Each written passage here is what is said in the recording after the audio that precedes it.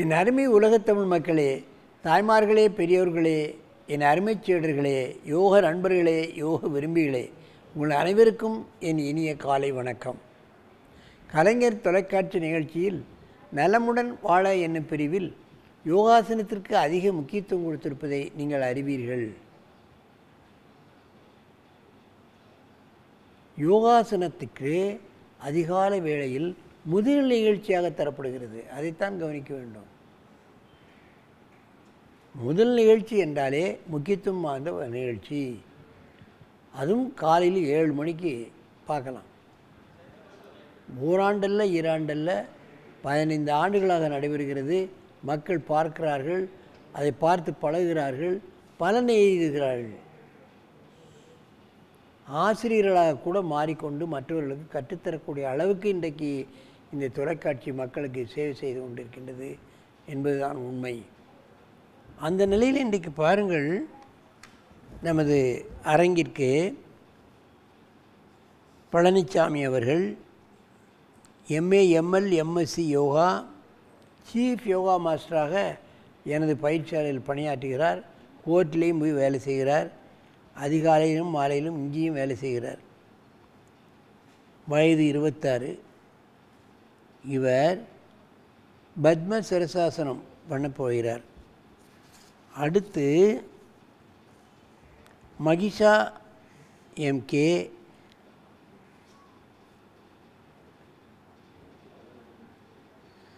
வயது 14, 9th standard முகப்பேரில் இருக்கிறார்கள். அவர்களும் பத்ம சிரசாசனம் செய்ய போகிறார்கள். நீங்கள் பார்க்க வேண்டும்.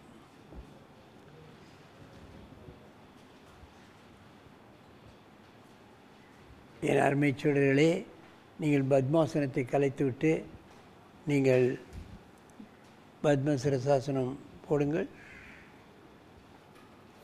இங்கே பாருங்க, இந்த பக்கம் திரும்ப, அப்போ தான் மூஞ்சி தெரியும்.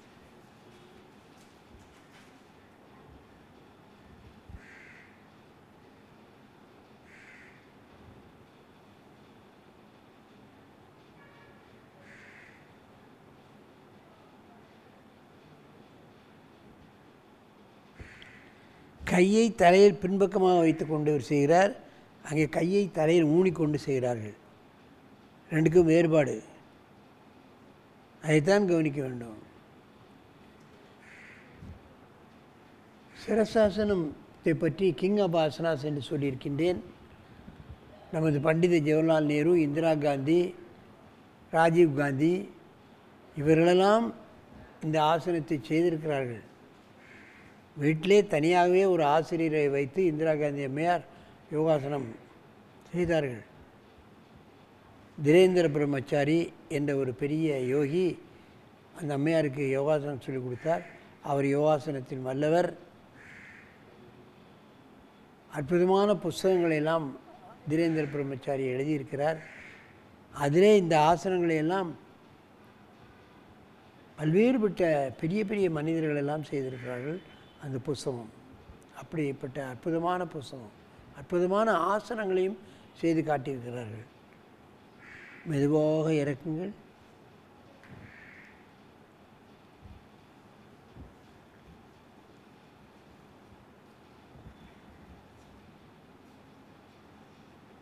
ஒருவருக்கொருவர் நேராக பார்த்து கொண்டு இந்த ஆசனத்தை செய்யுங்கள்.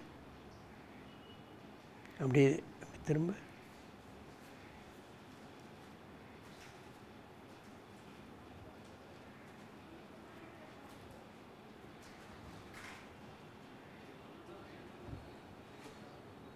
பக்கவாட்டில் செய்கிறார்கள். நீங்கள் பார்க்க வேண்டும். மாணவர்களுக்கு கண்டிப்பாக நினைவாற்றலை பெருக்கக்கூடிய அற்புதமான ஆசனம். அவர்கள் 2ஆம் கிளாஸ் படித்த மாணவர்களாகட்டும், இன்ஜினியரிங் மாணவர்களாகட்டும், அவர் எம்பிபிஎஸ் மாணவர்களாகட்டும், எல்லோருக்கும் நினைவாற்றல் முக்கியம்தானே. ஏன் கலெக்டருக்கு நினைவாற்றல் வேண்டாமா? அல்லது அரசு அலுவலர்களுக்கு நினைவாற்றல் வேண்டாமா? எல்லாருக்கும் வேணும். இந்த சிரசாசனம் கண்டிப்பாக சுவர் ஓரமாவது செய்யணும். ஒரு 200 எண்ணிக்கை பண்ணி நிறுத்திக்கலாம். மணிக்கணக்காக செய்யணுங்கிறது இல்லை. 200 கவுண்ட்ஸ் போட்டு இறக்கிட்டு போயிட்டே இருக்கலாம்.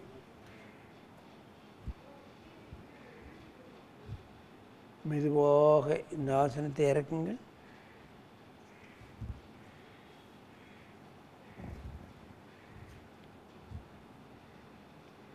சிரசாசனம் செய்த உடனே தலையை தூக்கக்கூடாது. கொஞ்ச நேரம் இப்படி படுத்துருக்கணும். ஏன்னா பிளட்டுக்கு தலைக்கு வந்துடுச்சு, எந்திரிச்சோம்னா திடீர்னு பிளட்டுக்குள்ளே இறங்கும். அப்போ நமக்கு ஒரு கிட்டினஸ் வரும், பயம் வரும். அந்த மாதிரி ஒரு நிலைக்கு நம்ம போகக்கூடாது. சிரசாசனம் செய்தால் கொஞ்ச நேரம் இப்படி படுத்திருந்து எந்திரிச்சோம்னா எந்த பிரச்சனையும் இருக்காது. முகம் ஃப்ரெஷ்ஷாயிரும்.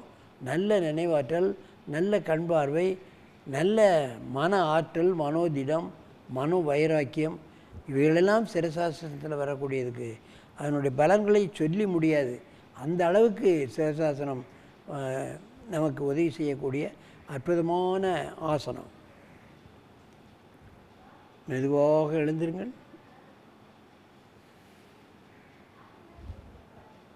மீண்டும் ஒரு முறை செய்யுங்கள்.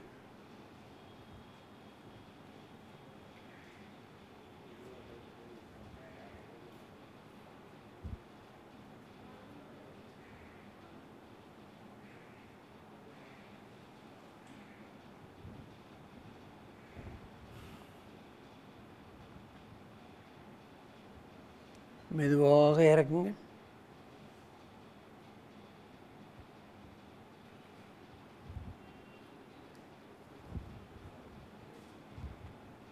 எழுந்து அப்படியே பத்மாசனத்திலேருந்து உட்காருங்க. என் அருமை பெரியோர்களே, தாய்மார்களே, சிரசாசனம் என்பது கிங் ஆஃப் ஆசனாஸ் என்று சொல்வார்கள். ஜவஹர்லால் நேருலாம் ஜெயிலில் இருக்கும் பொழுது இந்த ஆசனங்களைத்தான் செய்து கொண்டிருந்தார்கள். அவருடைய நேரம் போகணுமே ஜெயிலில். காலை, மதியம், இரவு 3 வேளையும் செய்தார்களாம். அவங்க சுயசரிதை சொல்லியிருக்காங்க. அதே மாதிரி இந்திரா காந்தி அம்மையாரும் அவருடைய பிள்ளைகள் இவைகளெல்லாம் அற்புதமான ஆசனங்களை செய்து இந்த அரசாட்சியை நல்ல முறையில் நடத்தி கொண்டிருந்தார்கள். ஆகவே மனிதன் உயிர் வாழ வேண்டும், உயர்வு பெற வேண்டும், நினைவாற்றல் பெற வேண்டும், பெரிய பெரிய பதவிகளை பெற வேண்டும், நினைத்ததை நினைத்த மாதிரி முடிக்க வேண்டும் என்று சொன்னால் சிரசாசனம் அவர்களுக்கு நல்ல கை கொடுக்கும் என்பதை இந்த நேரத்தில் நான் சொல்லிக்கொள்கின்றேன். இது அனுபவபூர்வமாக நான் சொல்லிக்கொள்ளக்கூடிய விஷயம். நினைத்ததை நாம் பெறலாம், அடையலாம் என்பதுதான் இந்த சிரசாசனத்தினுடைய முக்கியமான பலன். ஆகவே இது போன்ற ஆசனங்களை எல்லோரும் பழகி, எல்லா தரப்பினரும் பழகி, மன ஆற்றல், மன வலிமை, மன ஆரோக்கியம் இவைகளை பெற்று வாழ்க்கையில் வெற்றி பெற வேண்டும் என்று கேட்டு உங்களிடமிருந்து விடைபெறுவது ஆசனம் ஆண்டியப்பன். வணக்கம்.